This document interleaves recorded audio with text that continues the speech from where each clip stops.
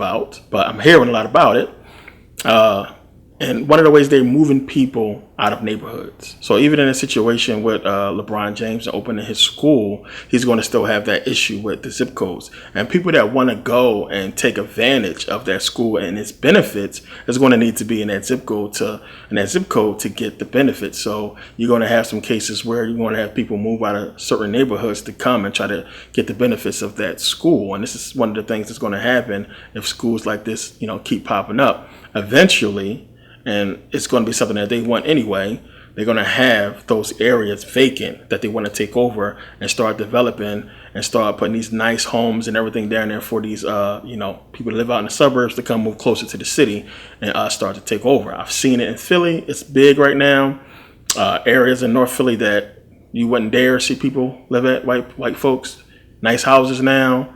Up and coming areas where it was, messed up that they moving in and people are starting to, build there, and it's a big deal. But it's one of the ways that they are suppressing, our power, our reach, and we can see it in many different facets besides, this and sports. But sports is one of the main ways that, on a, just a physical level, that they suppress what we can do. When you have people, and I always get into this argument with people who don't want to believe that, white people control everything. When everything is ran, the whole system, no matter how you look at it, is still ran by them. I mean, all we're doing is bickering when we talk stuff about it. We just bickering and arguing for nothing. So we got to look at these whole situations that exist. Sports, it's owned by them. The entertainment industry is owned by them. These construction companies, the large ones, they own them all.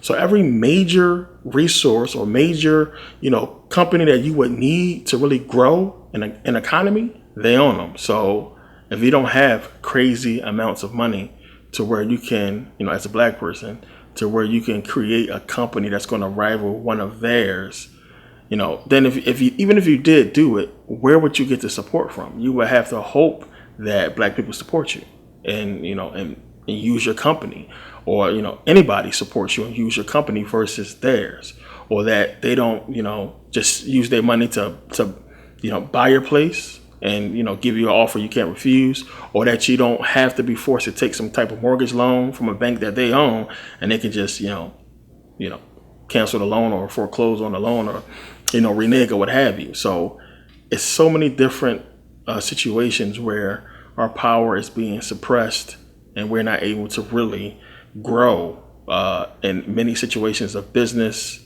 definitely in education, and definitely in entertainment. It's a reason why they took these companies, and have all the distribution companies and have the labels. They're making sure that we don't control what they know we will be the best at controlling if we had control over it. So again, we don't control the hip hop corporations, the companies.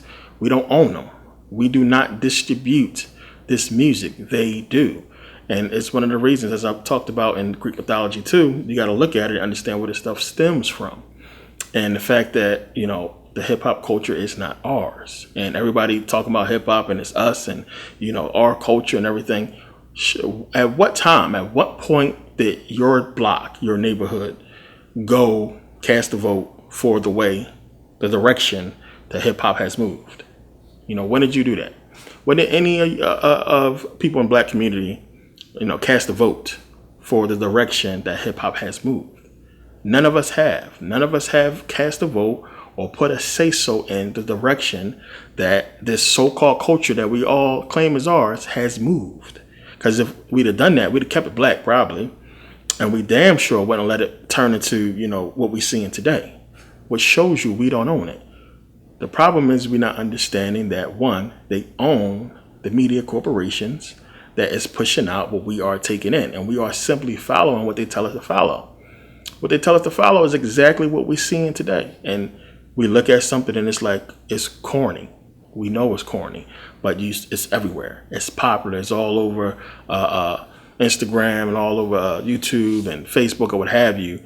And it's popular. So people just pick up off of it and go with the flow. It's not something that we all agree with.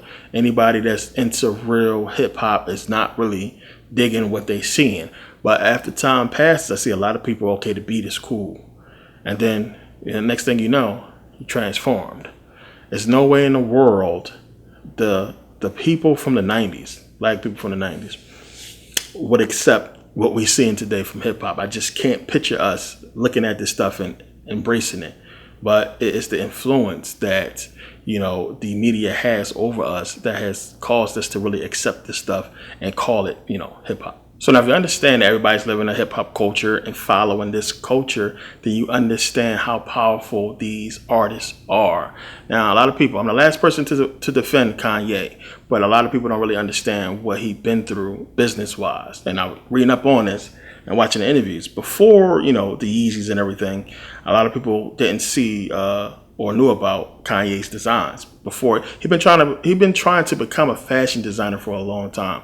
The dude got skills. His clothes before and his shoes, I had seen a couple pictures a while ago of his designs. It was sick. It was nice what he was trying to do. But he kept getting shot down from, I guess, the people up top. And I guess they came to some kind of agreement that he put out what he has been putting out. First of all, one, I hate Yeezys. I don't know what's wrong with people. They look like jail prison shoes to me. I don't care how comfortable people say it is. I mean, the design of it looked like prison shoes. And I'm a sneakerhead. Everybody who knows me know that. I'm a sneaker guy. They're horrible. I couldn't touch them. The clothes, I mean, come on.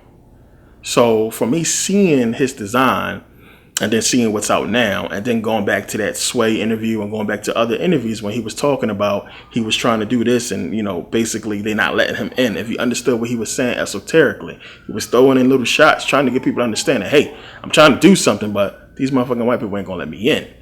And that's basically what it was. So I guess they came to some kind of agreement to put out what we see today, which is horrible. And I'm glad black folks is not jumping all on the clothes and wearing clothes that make you look like you're homeless. That costs a lot of money. But again, one of the ways they suppress us and suppress the reach. You got to understand somebody like Jay-Z and all these other people who came out with clothes is gone. You know what I mean? I mean, Rockaware is still out, but Jay-Z sold that. And I would think, why would you sell something that's so lucrative? People still wearing Rockaware. And Jay-Z has the reach, the power that if he still had Rockaware and he's so huge, the commercials that he would have to put out and release would be huge, would be humongous.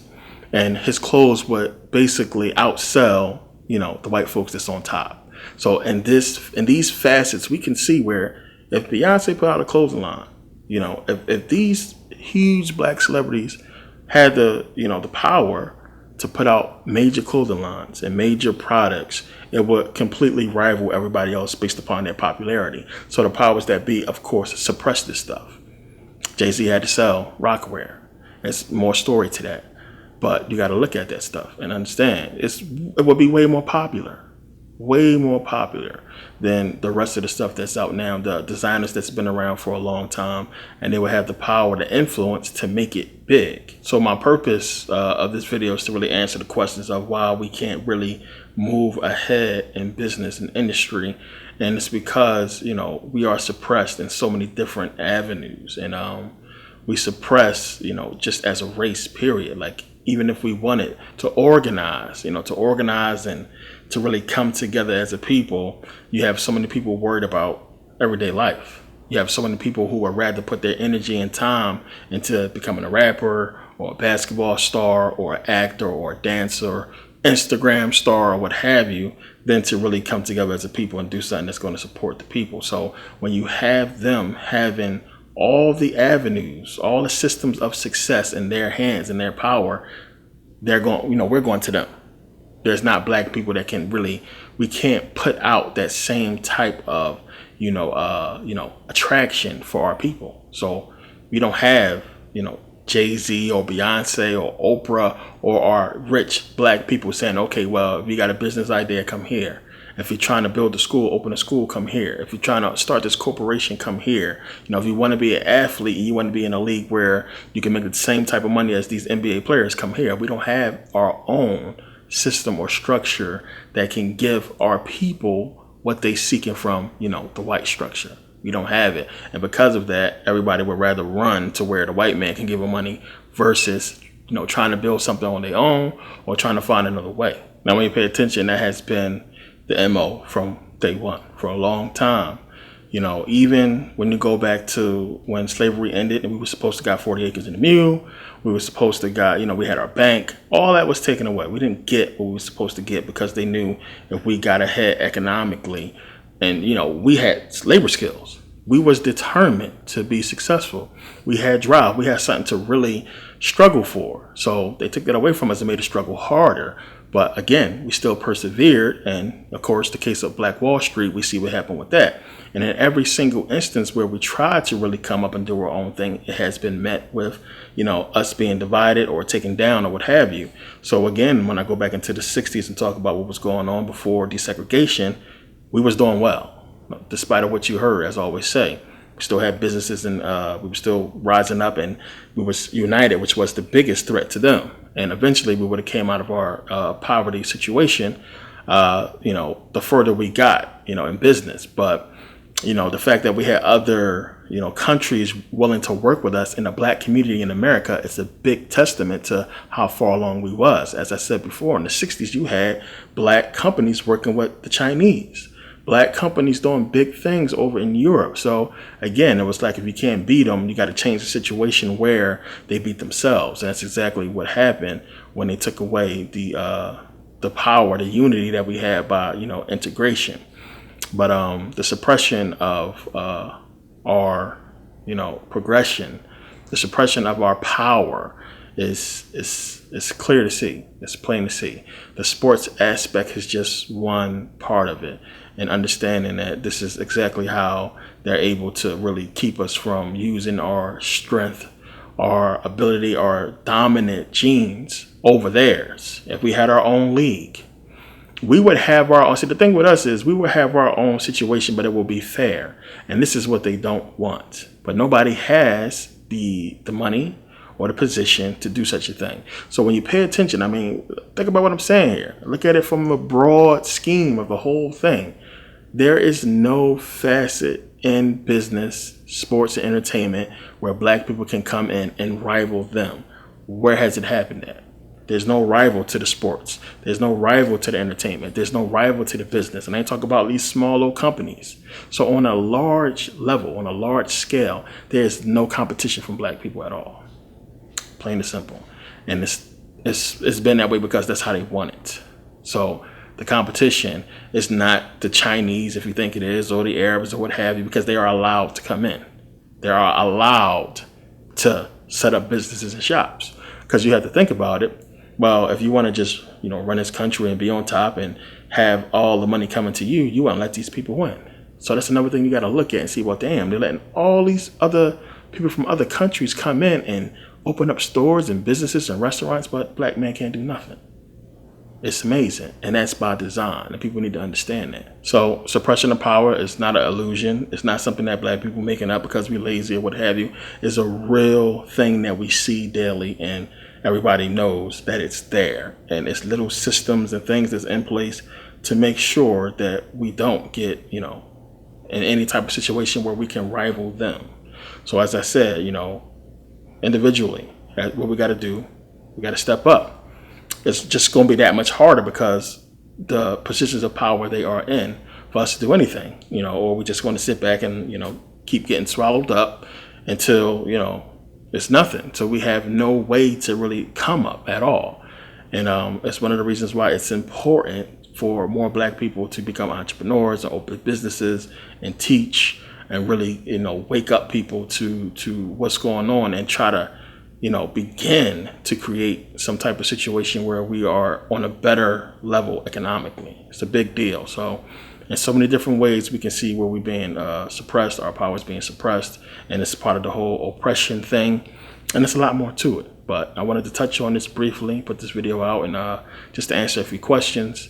And I want to thank you guys for taking the time to watch. And thanks to everybody who supports. And don't forget, everybody who participates, it's over on Friday. I don't know when the next time I'm going to do this again, but it'll be over on Friday. Everybody who participates will get the next 5 DVDs free. So definitely take advantage this week, and see you guys next video. Thanks for watching.